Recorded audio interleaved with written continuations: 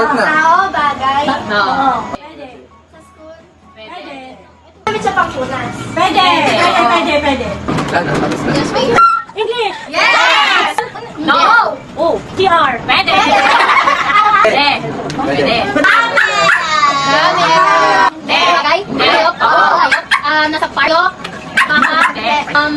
Pagong? Hindi. Pwede nga. Aso? Pangyari? Hindi. Parang gamit? Hindi. Hindi. Nasa gitna. Hello.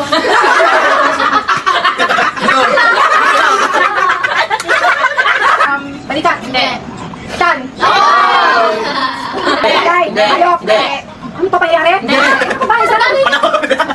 Hindi. Pinakain? Pagkain? Isabaw? Pwede. Pwede. English? So, seafood? Crab? Hindi. Tagalog English? Seafood, isda. Alam paano yun? Alimasag? Hindi. Hipon!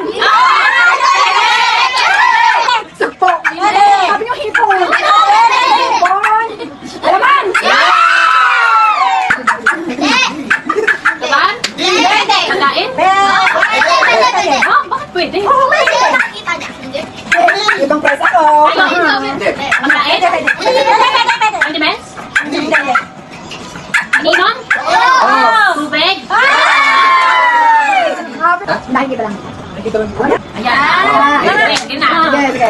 Hindi, mga kabay daw. Go. Tao? Hindi. Hayop? Hindi. Pagkain? Hindi. Bagay? Oo. Hindi. Kaldero? Hindi. Lamesa? Hindi. Ano yung kutsara? Dito? Ito. Hindi. Baso? Hindi. Pwede. Tasa? Tao?